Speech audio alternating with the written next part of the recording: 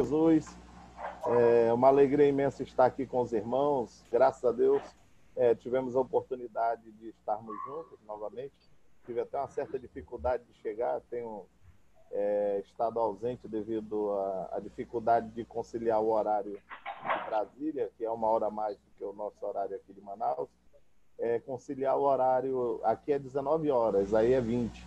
Então, 19 horas ainda a gente está chegando ainda de algum tipo do trabalho, de alguma atividade, então ficou um pouco difícil. Mas graças a Deus hoje eu consegui chegar a tempo e poder ter o privilégio de participar e a honra dada pelo nosso pastor André Moreira em fazer a mediação desse diálogo hoje muito edificante em nome do Senhor Jesus.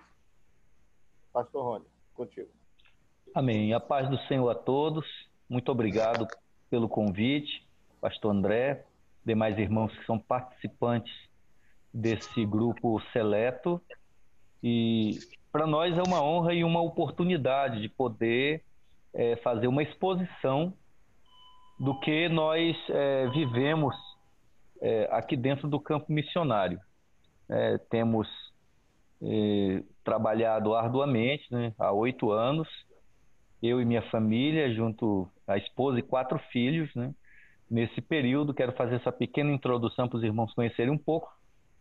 E nesse período, a nossa filha, ela alcançou a formação em medicina aqui dentro de Bolívia, através de ter a oportunidade de ser a primeira aluna no colégio e automaticamente ela ganhou a beca, né?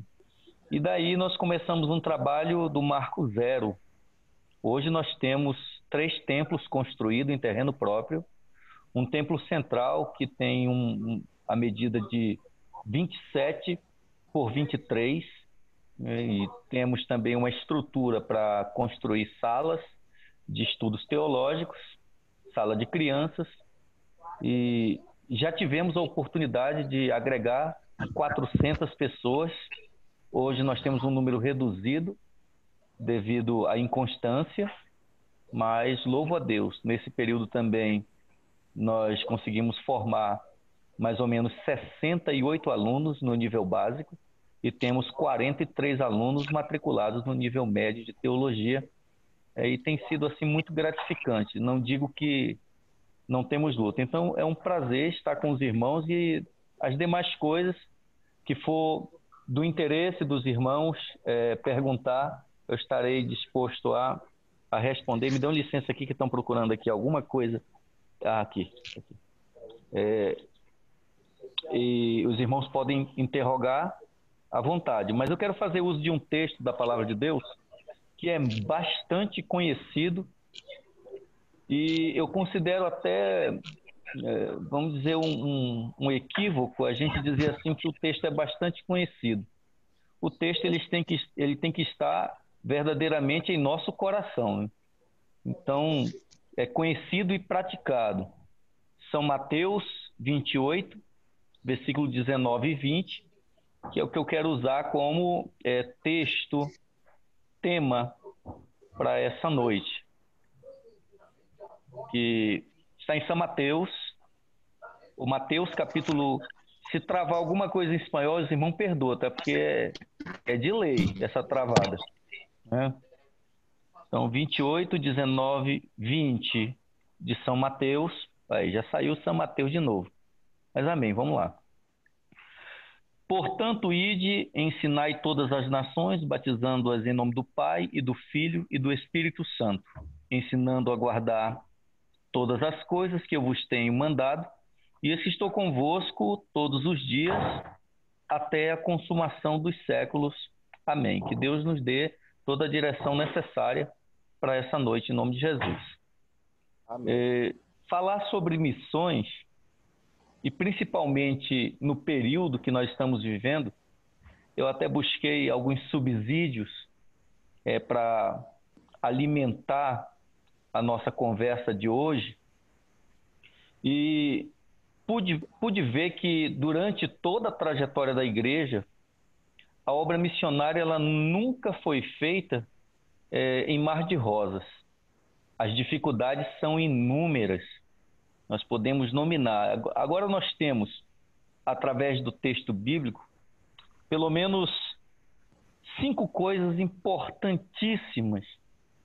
E é interessante que a visão antiga sobre missões, ela talvez fuja do contexto moderno de hoje. O John Stott, não sei se os irmãos são leitores de John Stott, mas John Stott, ele, em um livro chamado A Missão Cristã no Mundo, na página de número 1, Missão, ele diz que a visão mais antiga e mais tradicional tem sido a de igualar missão e evangelização. É interessante isso. Missionários e evangelistas, missões e programas evangelistas. Como era visto o missionário antes?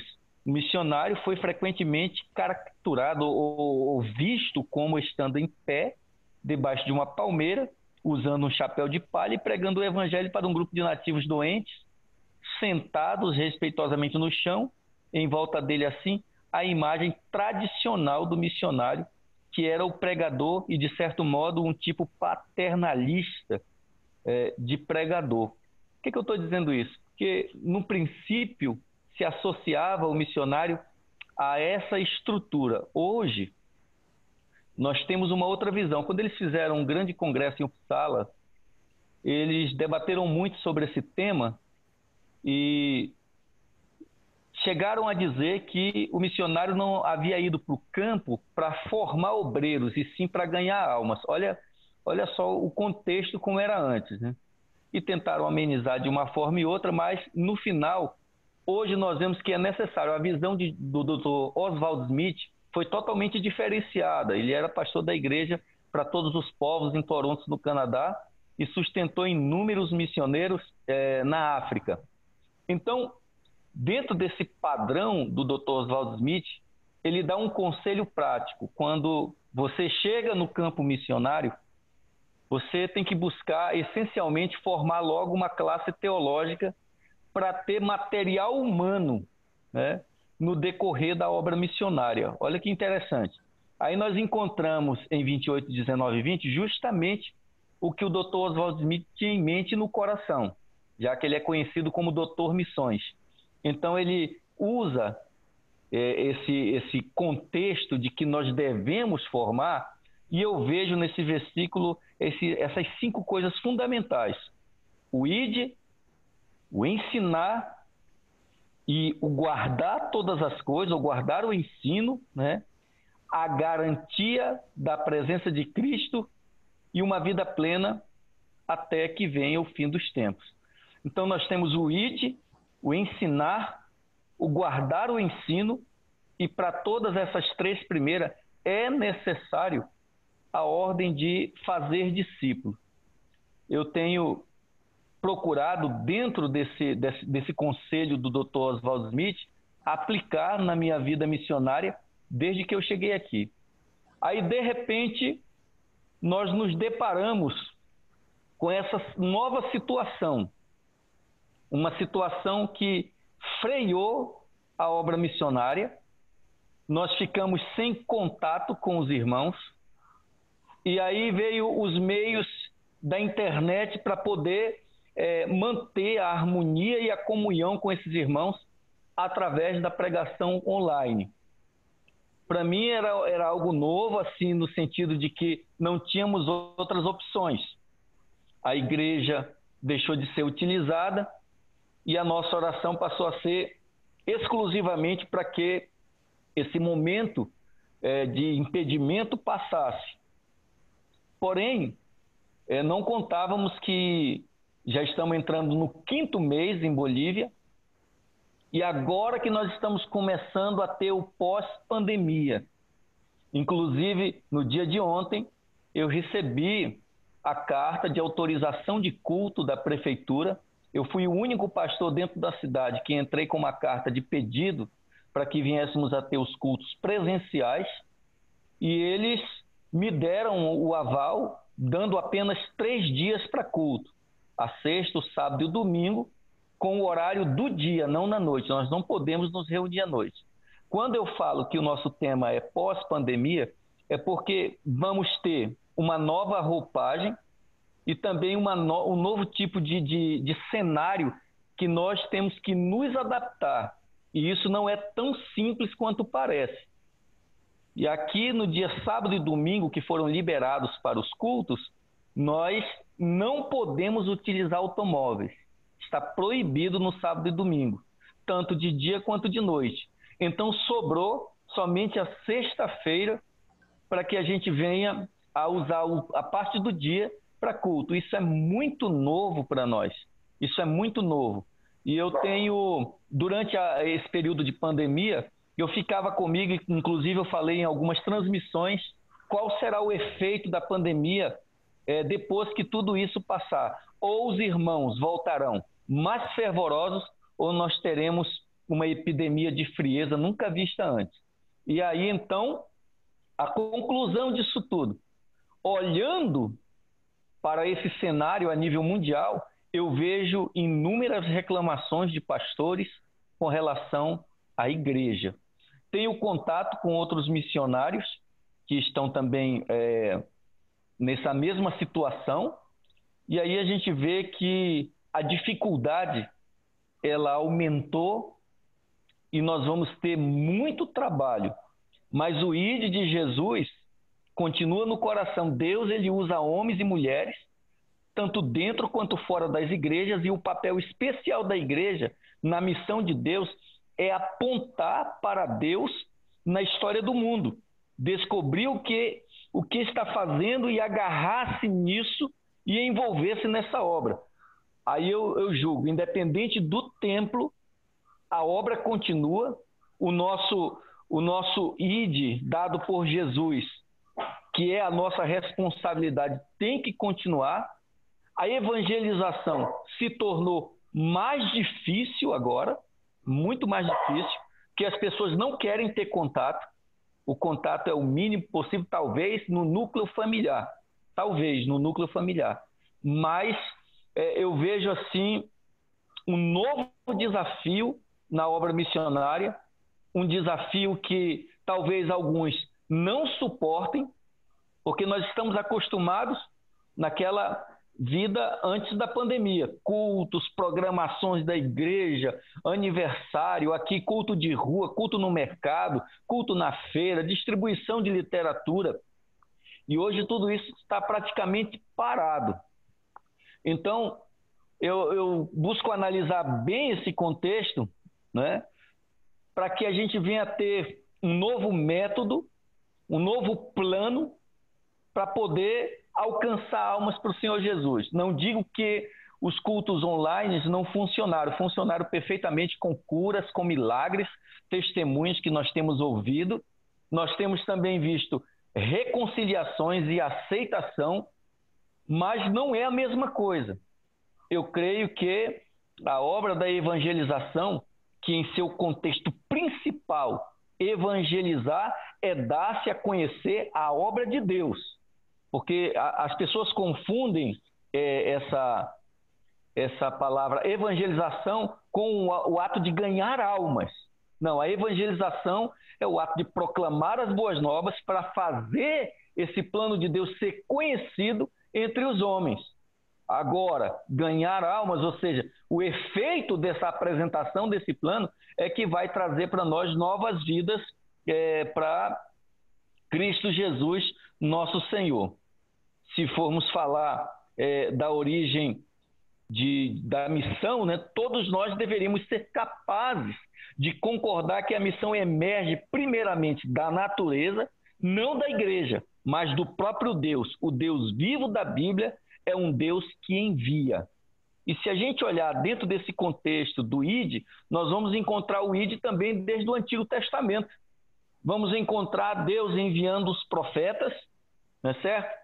Se você lê, por exemplo, uma passagem de Jeremias, que ele diz assim: desde o dia em que seus pais saíram da terra do Egito até hoje, enviei-vos todos os meus servos, os profetas, todos os dias. Começando de madrugada eu os enviei, mas não me deste ouvido. Então, a obra missionária ela está em toda a Bíblia. Eu digo que a Bíblia é um manual de missões. Para o bom missionário, a Bíblia está aí para dar todas as diretrizes da obra missionária. Agora, nós necessitamos nesse momento, compartilhar de ideias para saber como é que nós vamos desenvolver a obra missionária nesse período pós-pandêmico. É necessário e é fundamental.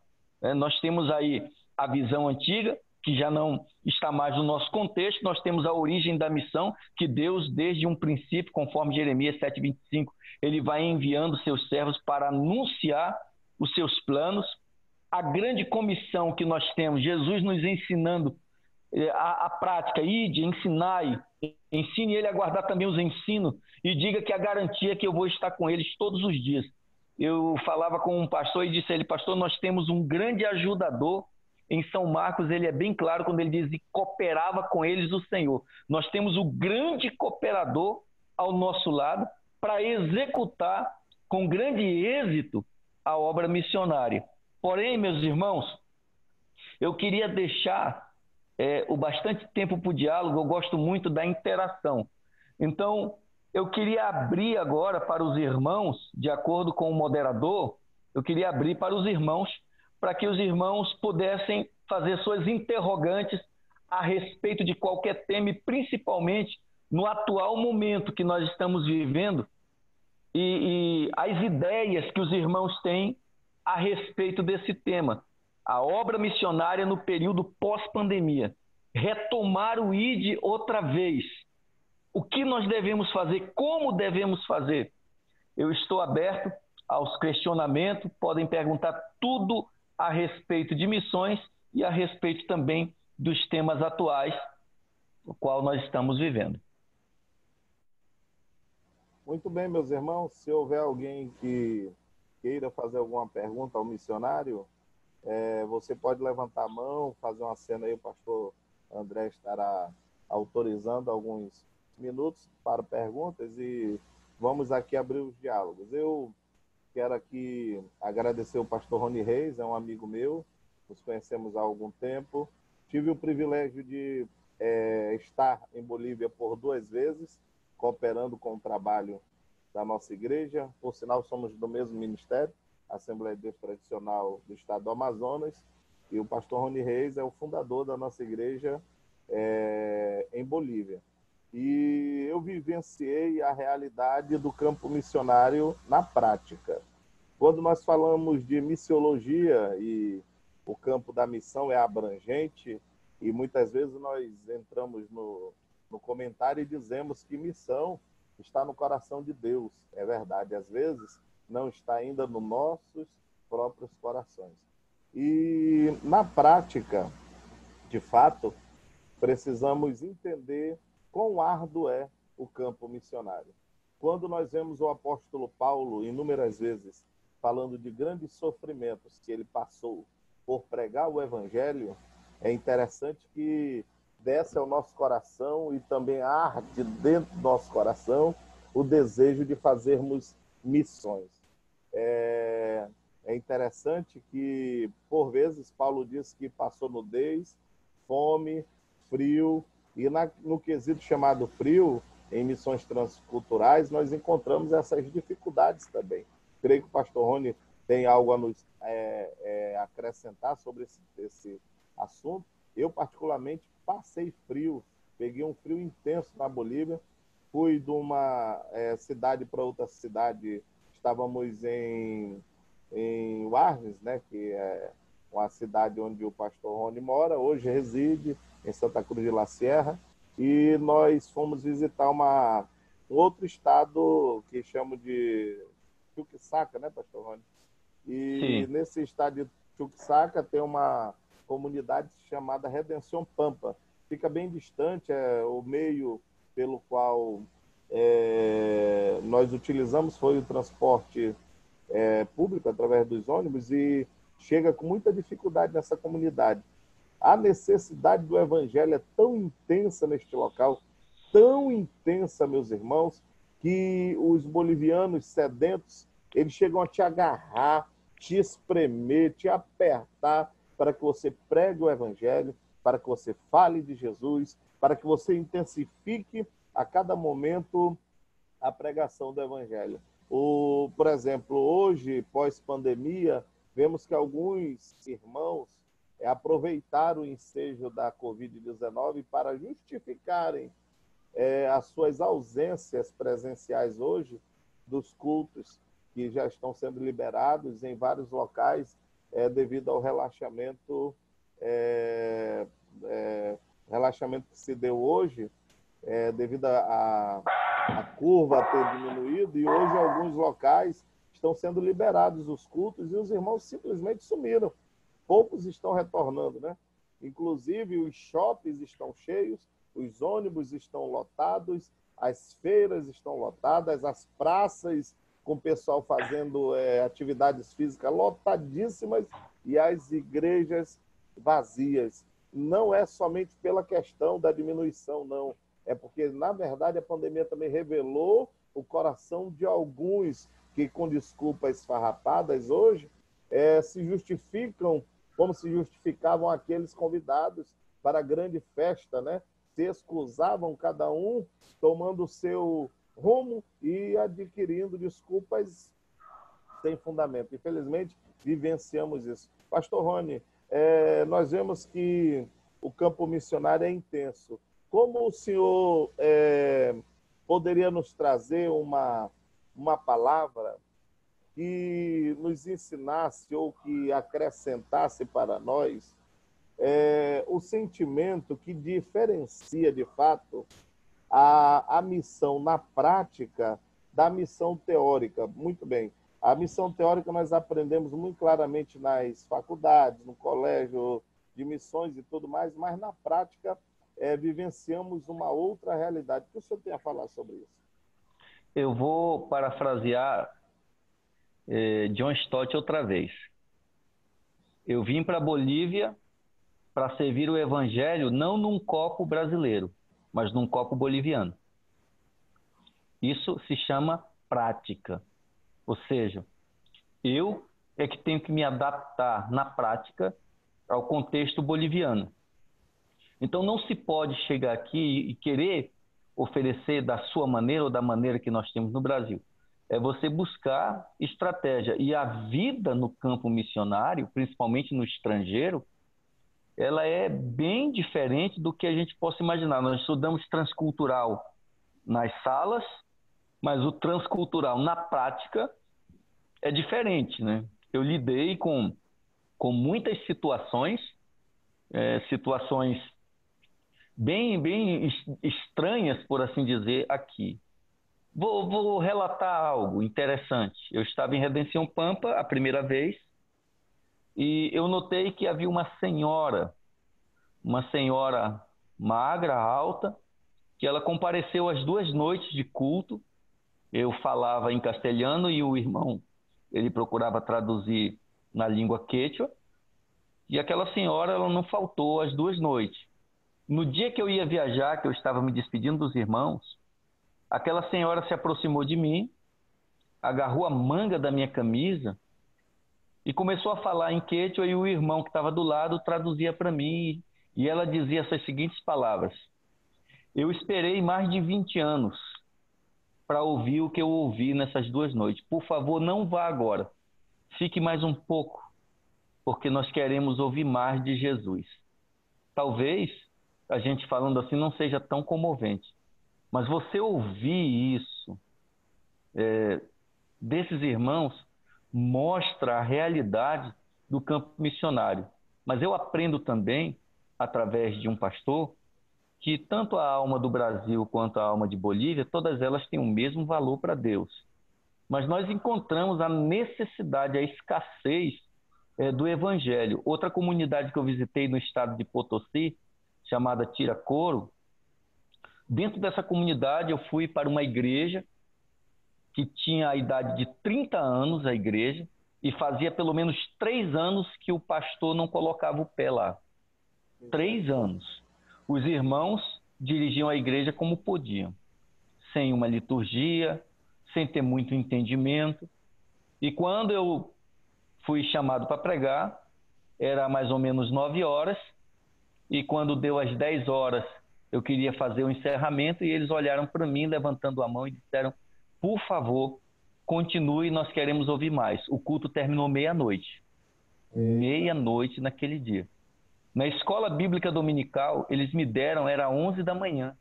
Nós terminamos a escola dominical de perguntas e respostas às 3 da tarde, porque a fome bateu mais forte, né? Então, nós vemos a necessidade. Agora eu pergunto, quem vai lá? E nesse período pandêmico, quem deu assistência àqueles irmãos? Um lugar tão distante, um vilarejo com casas ainda feitas de taipa, e a igreja levantada, em seus 80% a 90%, congregando anciãos. Quem vai lá? Quem se disponibiliza para estar junto com aquele povo? É uma pergunta que eu mesmo me fiz no segundo dia, quando nós nos despedimos dele, para voltar para cá, para o estado de Santa Cruz. Então, são esses momentos que diferenciam a teoria da prática. Você vive na íntegra isso. Amém. Que maravilha, pastor.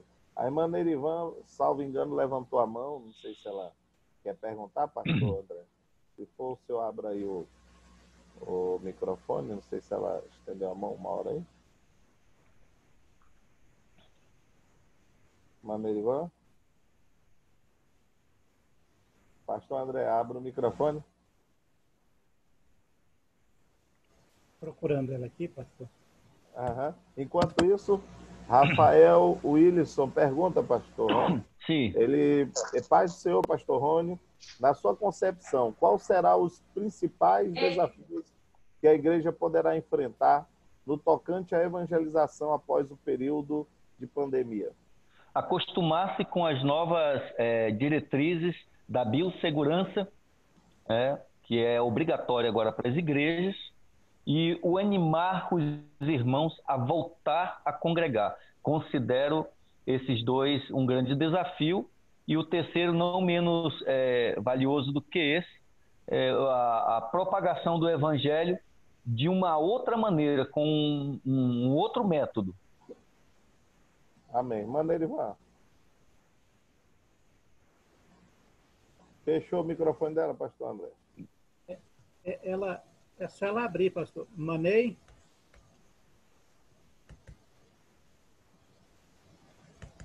Eita glória.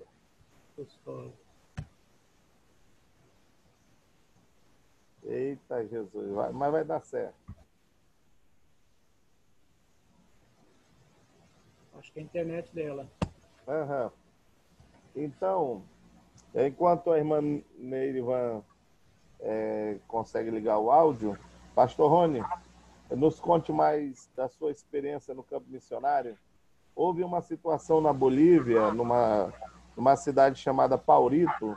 O senhor pode nos contar o grande evento que aconteceu lá naquela cidade? Sim, esse foi das situações mais interessantes em Bolívia que eu vivi. Apesar de que Bolívia é um país extremamente místico, aqui nós enfrentamos muita entidade demoníaca, né? É incrível a visão que as pessoas têm de gnomos, né? de duendes e tantas outras coisas. Agora, essa de Paurito foi o seguinte: saiu nos meios da internet, principalmente no YouTube, quem quiser buscar, pode buscar, é o caso de Paurito, se chama, o caso de Paurito. Então, houve uma brincadeira da mesa Ouija por parte de alguns alunos, e esses alunos jogaram a mesa Ouija e invocaram uma entidade. A entidade pediu deles 60 alunos da escola. E eles foram até a diretora descobriu que eles tinham feito isso, e a diretora interrogou se eles tinham feito isso mesmo. Ele disse sim, e a senhora vai ver o que acontece a partir de agora. E eles terminaram de fechar a boca, 30 alunos caíram endemoniados, entre homens e mulheres. 30. Foram mais de 20 pastores nesse lugar. Padres também foram nesse lugar. Foi uma histeria só na cidade. Os postos de atendimento médico, as pessoas sendo levadas para lá desorientadas. Havia uma moça, eu tenho até uma foto com ela, ela não viu o reflexo dela no espelho. Foi um negócio assim tremendo. E uma semana terminado isso, eu estava orando às 5 da manhã e Deus falou comigo dizendo: levanta-te e vai a Paurito. E aí, então eu fui até lá, chamei o irmão Felipe para ir comigo. E chegando lá, a escola estava parada, não tinha aula. Nós fomos na casa da diretora, a diretora estava do lado de fora da casa, a cidade toda estava em uma situação muito delicada. E daí fomos à escola e estava só os 2 vigias na escola. No momento que a gente estava na escola, nós ouvimos, literalmente, pessoa andando no corredor. E não tinha ninguém. Não tinha ninguém. Nós oramos, aí eu pedi a permissão deles para fazer um culto na escola. E eles disseram, não, pode vir amanhã. Eu disse, não, depois de uma semana. E durante uma semana nós oramos, apresentamos a Deus, e quando nós voltamos às aulas já estavam funcionando. E ela me deu o espaço da merenda, reuniu todos os alunos na quadra, e eles ficaram de uma calma que ela nunca tinha presenciado antes. Nós cantamos os 2 louvores da harpa em espanhol. Depois eu abri a Bíblia em 1 de João, capítulo 3, versículo 8, parte B. E no meio dessa abordagem bíblica, um rapaz levantou e disse, eu não creio em Deus, eu não creio no diabo. Eu disse, sente lá e ouça, porque agora é a minha vez de falar. E quando eu terminei a mensagem, era visível o choro no rosto deles, e mais de 100 alunos se entregaram a Jesus nesse dia. Foi algo assim fenomenal. Depois eu visitei uma outra casa, onde 2 moças que eram da escola também estavam extremamente atormentadas. Quando eu entrei na casa, Deus falou comigo, dizendo o que elas viam, e eu disse para ela, vocês quando se deitam nesta cama, aparece um ser nesse canto da casa, assim, assim, assim. Elas disseram, é verdade, e começaram a chorar. E elas se reconciliaram nesse dia e me contaram uma história interessante, porque os pelúcia que elas tinham na casa começaram a se mover, e elas queimaram os pelúcia. E quando estava queimando, um dos ursos de pelúcia falou com elas dizendo, vocês me queimam, mas eu volto. Então foi algo assim, a cidade toda nesse pânico. E o nome de Jesus foi glorificado naquele lugar através do Evangelho de nosso Senhor e Salvador Jesus Cristo. Glória a Deus. Eu assisti essa reportagem, realmente está no YouTube, é muito forte o assunto. E nós vemos que o missionário, acima de tudo, tem que viver uma vida de consagração, uma vida separada para Deus, para também estar preparado para esses momentos de grandes dificuldades que ele encontra pelo caminho, e também de um grande misticismo, né? Um grande reflexo espiritual, né? Nesse campo também o obreiro tem que estar preparado, não é isso, pastor? É verdade. Já houve muitos casos na igreja de chegar pessoas possuídas, de visitar pessoas possuídas. Eu visitei uma moça de 13 anos que ela vomitava sapos pequenos. Sapos, literalmente, sapos. Era impressionante. O que ela comia, ela vomitava de volta. E sapos. E nós fizemos uma oração e Deus repreendeu mesmo aquela situação, foi livre, mas nós enfrentamos um problema. Essas pessoas são libertas, mas dificilmente vêm à igreja. Dificilmente. Ou seja, o povo mexe muito com essas questões de magia negra, voodoo, esse tipo de coisa, né? E desde que eu cheguei aqui, o ensino bíblico tem sido fundamental. Nós ensinamos mesmo Bíblia e, graças a Deus, nós temos grandes resultados com novos obreiros, e que entendem o Evangelho e que já são aptos também para dar ensino. Mas tem muitos que conciliam igreja com o mal, não é isso, pastor? Tem assim, muito. Estão na igreja, mas ainda continua adorando a Mãe Terra, e etc, Sim. etc. Tem muito misticismo e eles buscam juntar, muitas das vezes, a Bíblia com a sua cultura. É difícil. Tem uma entidade aí que eles adoram, é o diabo, é isso mesmo, pastor? É o tio. Isso é nas montanhas de Minas de Potosí, eu visitei esse lugar. E toda pessoa que trabalha na mina lá, ela tem que fazer um voto com o tio. É uma estátua de um ser com chifres e o membro sexual masculino, ereto para ungir com cachaça, colocar dólares, enfim, folha de coca. É o pacto que eles fazem. É o pacto que eles fazem. Eu conheci um senhor que tinha 30 anos de pacto. 30 anos. E quando eu conversei com ele sobre o Evangelho, ele olhou para mim e disse, será que Deus ainda me perdoa? Quando a pessoa fala isso, eu já fico meio assustado, né? Porque vem bomba. E aí eu perguntei para ele, por que? Ele disse, porque eu tenho 30 anos de pacto. E em 5 minutos, Deus desfez 30 anos de pacto porque ele se entregou a Jesus. Glória a Deus.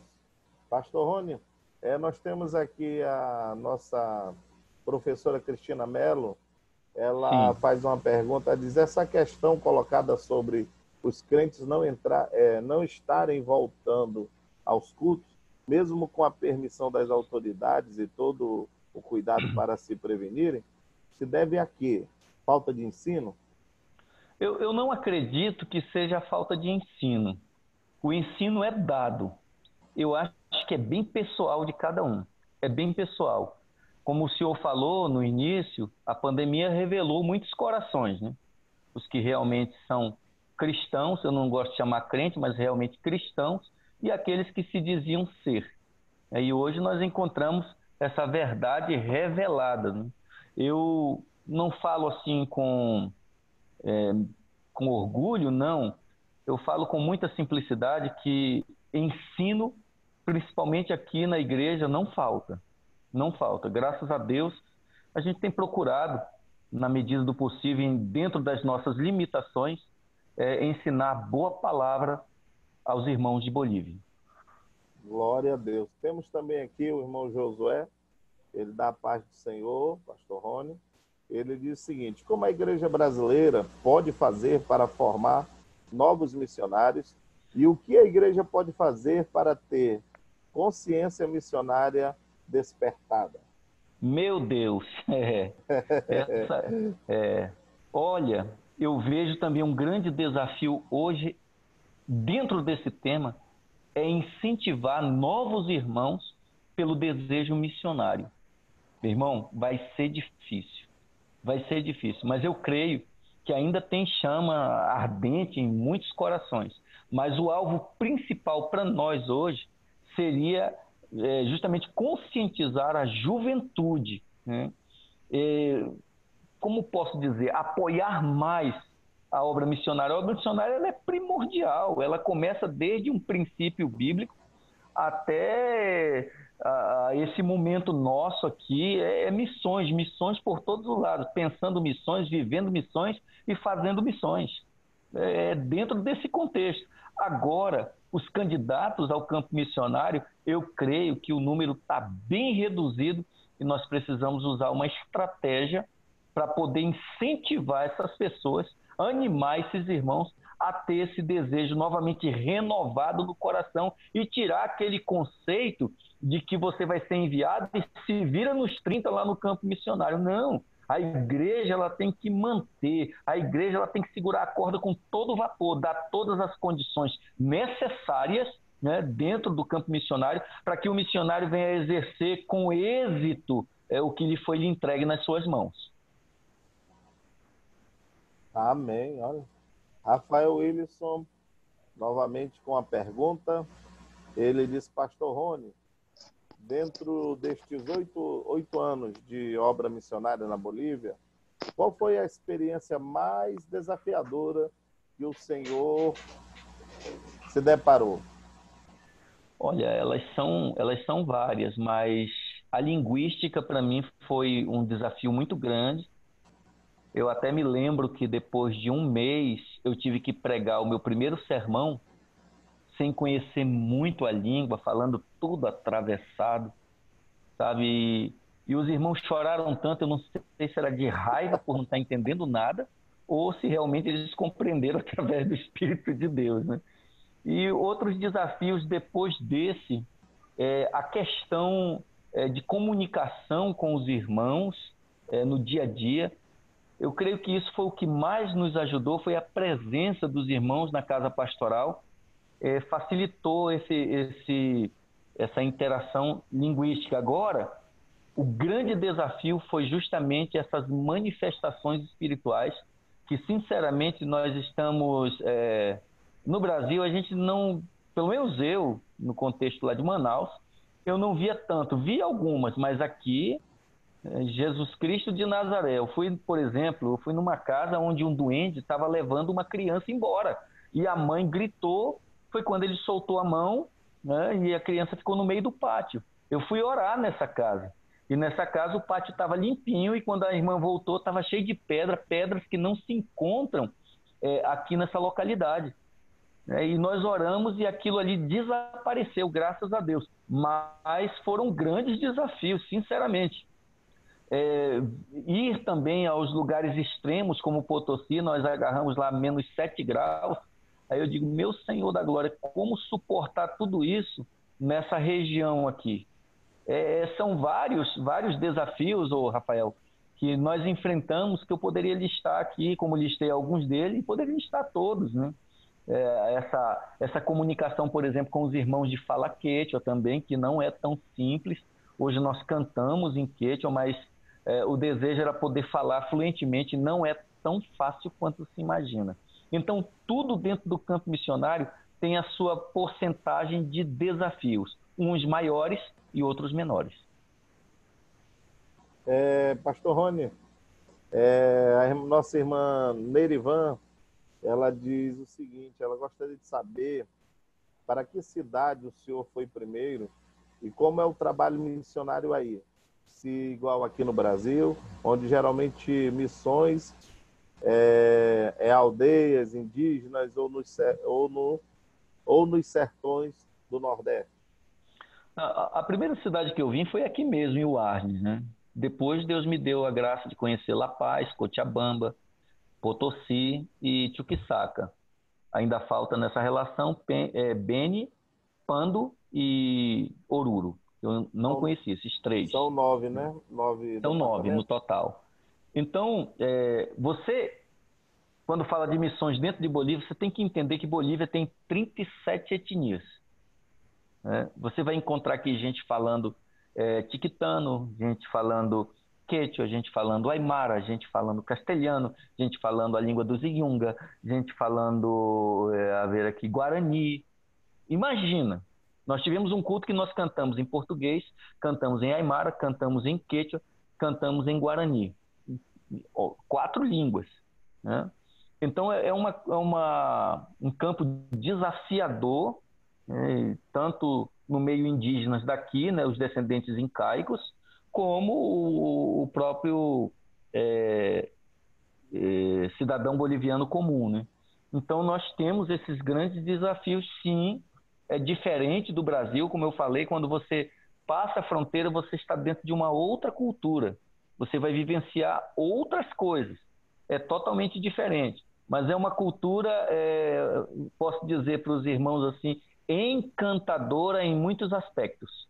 Em muitos aspectos. Mas a diferença é muito grande, por exemplo, do cantão nordestino, do ribeirinho do Amazonas, para cá, para dentro de Bolívia. Amém. Amém. Pastor, nós temos também aqui o nosso irmão Daniel Lira. Perdoe, estou chamando todos os irmãos de irmão, né, irmã? Porque de fato eu não sei os títulos, mas somos de fato todos irmãos. Então o irmão Daniel, ele pergunta o seguinte, Daniel Lira: Pastor Rony, paz do Senhor, essa pandemia, na sua opinião, é uma forma de Deus tratar a humanidade? E no que a pandemia atrapalhou a missão da igreja? Ok. Que Deus continue lhe abençoando. Ok, olha, teve muitos profetas do caos aí, né? A gente tem aí uma relação imensa aqui na Bolívia, não foi diferente, era cabelo Demais. Dentro de Bíblia, Demais. era profecia de que você não deveria sair na rua em certos dias porque ia morrer, enfim. Criou-se um caos escatológico, né? Uma falsa escatologia. Quando nós olhamos para dentro da Bíblia, nós encontramos sim essas situações que iriam ocorrer. Agora, é bem prático quando nós lemos a Bíblia com relação à volta de Jesus, por exemplo. Não há, sim, há prenúncios não totalmente ligados a esse momento da volta, porque o momento será em segredo. Então, não existe aí um sinal verde dizendo é agora, mas nós podemos analisar que Deus ele permite, tudo é vontade permissiva de Deus, chamando nossa atenção, talvez estalando os dedos, dizendo: ei, humanidade, eu ainda estou no controle, eu ainda sou o Deus Todo-Poderoso. para que muitos se voltassem. Nós vimos aí a perda de muitos pastores que passaram para o Senhor. Foi assim algo muito singular, talvez igual ao que nós tivemos como peste negra, gripe espanhola, etc. Mas eu acredito que ainda tudo está debaixo do controle de Deus, e Deus deu uma chamada de atenção em nós, mostrando que a gente estava muito mal acostumado e muito bem acomodado. Essa é a verdade. Nós estávamos muito bem acomodados, muito distraídos com as nossas festinhas de igreja e pouco preocupado com a salvação de outras pessoas. Isso é uma realidade, meu irmão. Isso é uma realidade. Nós não podemos virar as costas para essa grande verdade e tentar culpar A ou B ou C. Deus permitiu, e nessa permitida ele deu um milkshake, assim, né? Uma sacudida na igreja, para que a igreja viesse abrir os olhos e ver onde estão as suas falhas. Os templos ficaram suntuosos, ricos, pomposos, porém a atividade fim da igreja, que é o resgate, a salvação através da exposição do evangelho, ela estava esquecida. Nós estávamos dentro das quatro paredes ou dentro de convenções, ouvindo palavras deliberadas e programadas, né, para riqueza, para prosperidade. Não estou aqui indo em contra qualquer tipo de teologia, mas falando dentro do que nós cremos. Estava faltando o evangelho da cruz. Estava faltando. E o que nós mais vimos nesses últimos dias através das redes sociais foi o evangelho da cruz. Incrível. Claro que teve também, eu nunca vi, como escreveram, né? Eu nunca vi tanta revelação, mais do que na ilha de Patmos, né? Nós tivemos na internet. Meu Deus do céu. Era tanta revelação nas redes sociais que eu fiquei assim espantado. Mas, em contrapartida, houve muitos servos e servas de Deus que partiram para a evangelização mostrando a cruz. Eu me alegrei muito com isso. Agora, a segunda parte da pergunta aí, pastor. É a segunda parte e no que a pandemia atrapalhou a missão da igreja. Bem, não somente no ato de congregar, né? Mas também eu digo que freou muitos irmãos que estavam no processo de amadurecimento e aí estancou aí. Alguns procuraram meios pelos quais eles prosseguissem, mas muitos frearam mesmo. Aí nós paramos todas as atividades. Claro, eu digo que Deus está na história porque aqui nós não ficamos sem pagar nenhuma conta da igreja. Graças a Deus, Deus providenciou tudo. Então, se Deus providenciou tudo, é porque Ele estava amassando o nosso coração e dizendo: olha, a visão de vocês não deve ser a que vocês pensam que é, e sim a visão que eu dou através da minha palavra. É isso que nós devemos obedecer. Então, freou em muitas coisas. Nós não tivemos mais a presença de pessoas não convertidas na igreja, mas Deus disse assim: calma.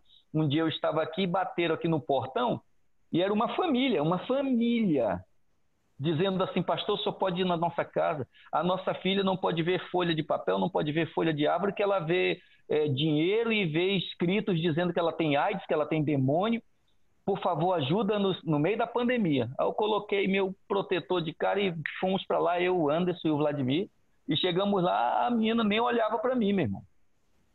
E nós oramos, cremos no poder de Deus, toda a família se rendeu a Jesus, toda, glória a Deus por isso. E quando foi um belo dia, nós fizemos 3 visitas, e um belo dia a menina que não saía nem na rua, porque tinha medo, tinha transtorno, ela estava aqui no portão com uma bolsa de rancho para entregar nas minhas mãos, e dizendo: pastor, quando vai começar o culto na igreja? Porque nós queremos vir à igreja. Então, dentro de tudo isso, nós temos as boas histórias, mas houve freio sim, houve, Glória a sem Deus. dúvida. Pastor Rony,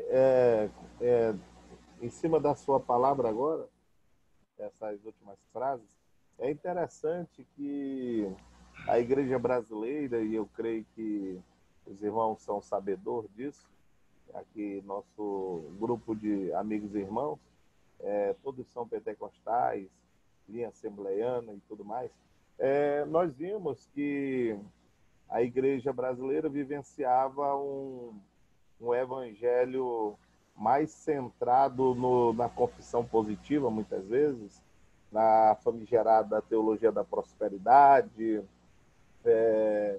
enfim, aonde o ter era mais importante do que o ser, né? E, de fato, alguns se deixaram levar por este evangelho mais simplista, um evangelho sem espinhos, sem dificuldades, e, de fato, sem compromisso, né? Quando encontraram-se, de fato, com a provação mais pesada, eu dou exemplo, na minha família eu perdi um tio, no lado da minha família, da minha esposa perdeu um tio também. Então, pessoas próximas da gente morreram, pessoas de bem morreram, pessoas de ótimas índoles morreram. Ao nosso redor, cada um de nós temos alguma história para contar. E pessoas ruins, de má índole, continuam vivas, aí nem sequer passaram por nada. E alguns crentes ou cristãos, né, se abalaram com isso, porque cresceram naquele evangelho de que pode tudo, que nada acontece com o crente, que crente não adoece, que crente só prospera e tudo mais, e agora foram chacolejados por essa situação e viram pessoas boas morrer, até pessoas entes queridas, né, próximas. Alguns perderam irmão, perderam pai, perderam mãe, e se entristeceram com o evangelho. Alguns se desviaram por conta disso. Como é que o senhor vê essa situação? Olha, pastor, esses meses de pandemia, eu me senti como massa de pão caseiro. Jesus bate bonito, sabe? E eu perguntava de Deus, o que o senhor quer, Senhor? Eu já não estou aguentando mais, não. Eu passei a primeira pancada. Minha filha ficou internada, a menor. A segunda pancada, Deus permitiu um pré-infarto na minha esposa. Depois me lembra do pré-infarto de novo, tá, pastor? Que tem um milagre dentro disso aí. E aí depois eu entrei, também, minha esposa ficou internada 2 dias, no meio da pandemia. No meio da pandemia eu peguei dengue. Saí da dengue e entrei numa infecção urinária. Saí da infecção urinária, passei uns 5 dias andando igual um C, que eu não podia ficar ereto. Terminou esse processo, entrei no Covid-19. Eu e minha esposa juntos. Aí o senhor me pergunta sobre esse tema. Como eu disse, eu me sinto igual massa de pão caseiro. Batida até não poder mais. E teve 3 noites que eu pensei que já ia terminar tudo. Eu não posso me emocionar muito devido à pressão, né? Mas me causa assim me move por dentro, né? Me move muito por dentro. E eu vi o meu sogro perder a vida, a gente olhando por vídeo, ele sendo reanimado e não poder viver mais. Perdemos o meu sogro. Em seguida, perdi o meu tio. Em seguida, infectou minha irmã, meus 2 irmãos e meu tio, outro tio, com Covid-19.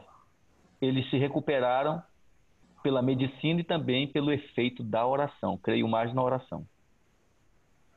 Meu primo também foi acometido do Covid. Então, foi uma sequência, assim, de situações, de fatos que meu Deus, sabe? Eu digo, Senhor, o que é isso, meu Pai? E daí, dentro do paro cardíaco da minha mulher, do pré-infarto, quando morre a parte que sofreu o pré-infarto no coração, ele fica registrado em todos os eletrocardiogramas que você vai fazer. Fica registrado. Ele está lá, ele vai dar que aquela parte ali já não está mais, né? E nós, depois de muito tempo recuperados já do Covid-19, eu levei ela no cardiologista de novo e eles tiraram um outro elétron. Eu confesso que eu não sabia se eu chorava ou se eu gritava na frente da clínica. Porque... Glória a Deus, meu irmão. O coração da minha esposa está intacto. Glória a Deus. Sadio. Glória e isso só Deus. Não tem como. só Deus. Todos aqui em casa tivemos o cuidado de dar o remédio de precaução e, graças a Deus, não enfermou mais ninguém, né? Então, esta situação foi, assim, inevitável, né? Mas a dor e todo esse sofrimento foi terrível para nós. Estamos conseguindo vencer até agora pela misericórdia de Deus. As sequelas também são terríveis, dor de cabeça, sabe? Você vai se curando, mas fica lá a dor de cabeça, você sente dores, mas Deus vai dando graça e a gente vai vencendo aos poucos, né? Então eu acredito que os irmãos devem continuar confiando em Deus, acreditando no poder de Deus. Eu digo que Deus, ele preparou o remédio há 70 anos atrás e o outro há 50 anos atrás. Só que o homem, por ser tão orgulhoso, ele não aceita, né? Nós temos o remédio para isso. Nós temos, né? Além do poder de Deus, do poder do Senhor, né? Confesso aos irmãos que há já um prenúncio de desejo de querer voltar à minha pátria. Eu sinto, né? Bom, está nas mãos de Deus. Está nas mãos de Deus. O calor do Amazonas já começa a esquentar o meu coração. Amém. Aqui está muito frio. Pastor André Moreira, como é que está o nosso tempo?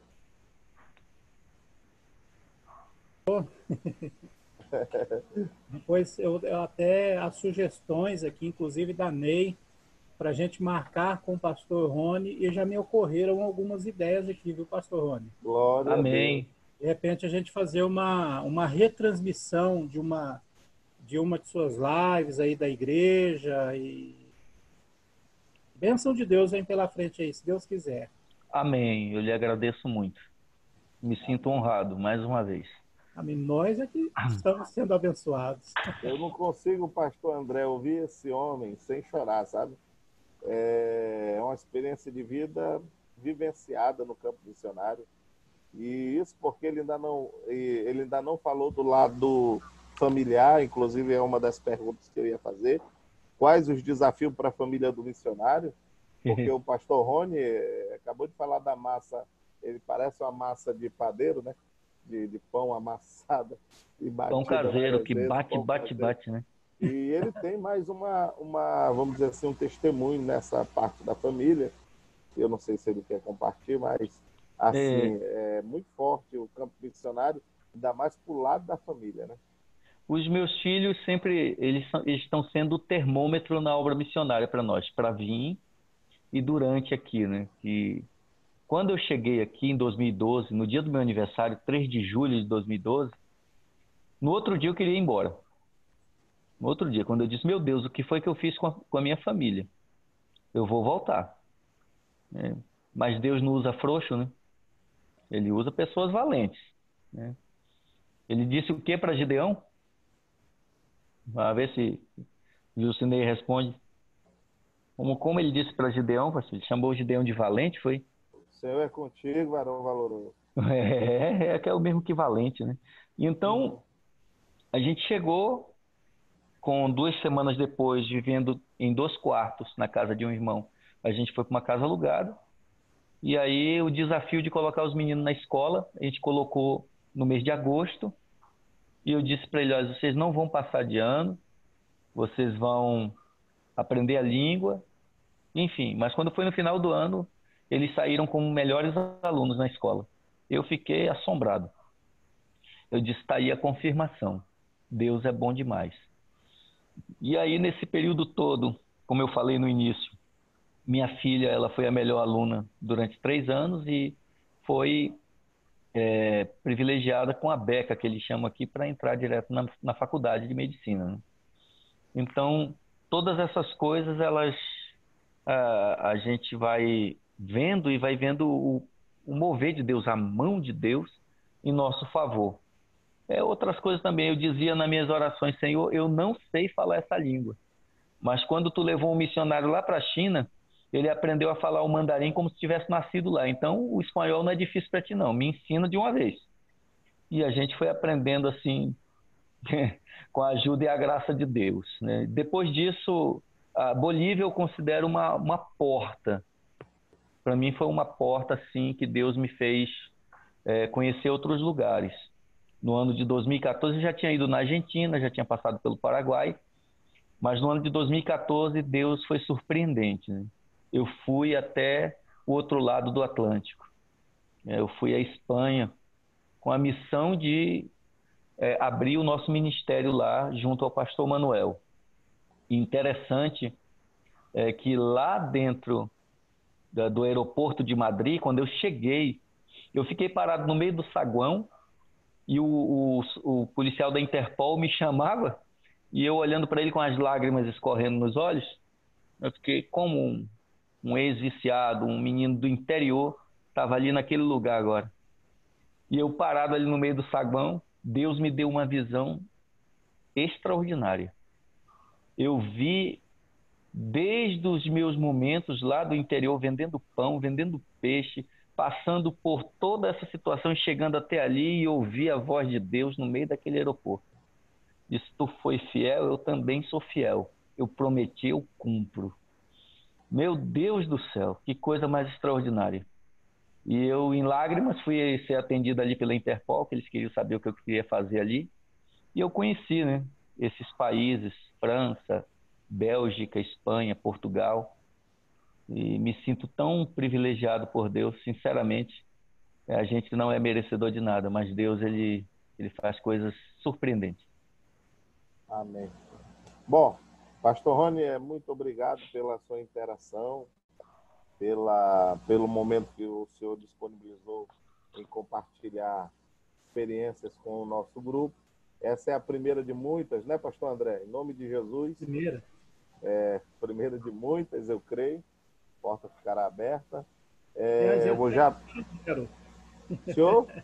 É a de número 0 essa.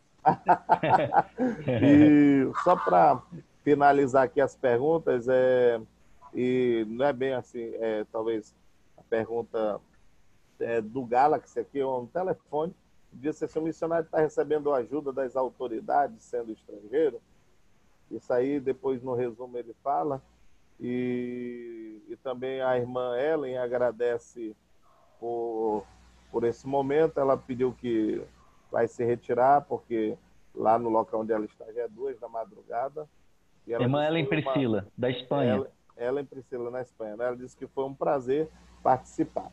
E eu quero aqui agradecer de coração. Ainda tem gente levantando, tá ali a Ellen, né? Agora que eu vi ela aí. Deus abençoe grandemente. Quero passar novamente a palavra para o pastor André, para ele fazer o encerramento, e também o pastor Rony fazer as considerações finais aí.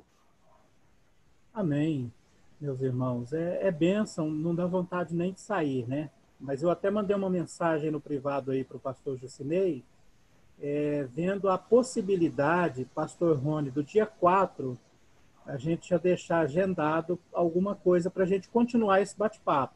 No mesmo formato, pode ser? Pode, sim.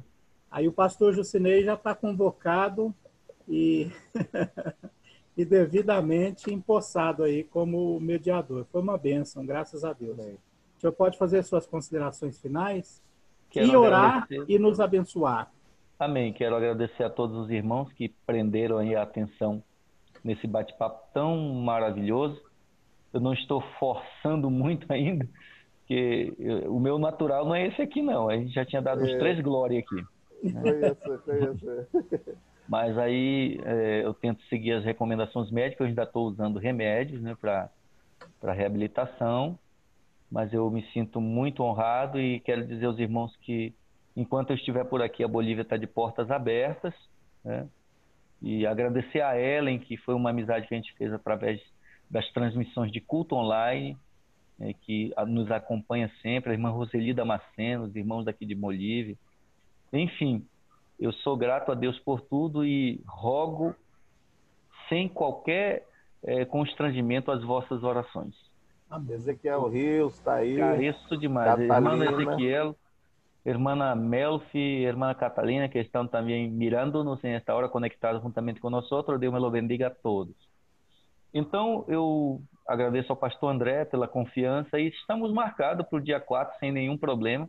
Os irmãos já podem até formular antecipadamente as perguntas e a gente pode compartilhar de outras experiências, né, aqui do campo missionário, dos desafios de terreno, de construção. Tem muito milagre na construção, viu?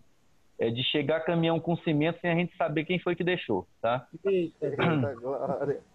Então, tem muita coisa. Muito obrigado. Vamos orar, né? Amém? Pai, graças te damos em nome de Jesus. Obrigado pela vida de cada um dos teus servos, por esse momento que nós passamos em tua presença, compartilhando, Senhor, de situações que tu, ó Deus, nos promoveu para isso. Muito obrigado, Jesus, pela vida do irmão André, do irmão Jusinei, que foram o canal, o meio pelo qual nós tivemos essa grande oportunidade. Abençoa cada um dos irmãos da EBD em questão e que tenhamos outras ricas oportunidades para ouvir também e para estar sendo alimentado da tua palavra. Em o nome do Senhor Jesus, nós te agradecemos hoje e sempre. Amém. Amém. Nos abençoe, Não sei se era com a bênção pastoral. Posso fazer em espanhol? Pode, deve. Que la gracia de nuestro Señor y Salvador Jesucristo, el amor de Dios, nuestro eterno Padre, la comunión y la consolación del Santo Espíritu, sea con todos los hermanos, la Iglesia de Cristo hoy siempre, y todos dicen amém. Amém. Graças, amém. Deus abençoe a todos, irmãos. Deus Divulguem. Eu já vou até fazer o link amanhã e os irmãos podem mandar para tantos quantos irmãos quiserem. Dia 4, a live com o pastor Rony. Glória a Deus. Glória a Deus. Que Deus abençoe a todos os irmãos. Pastor Jusinei. Amém. Muito obrigado.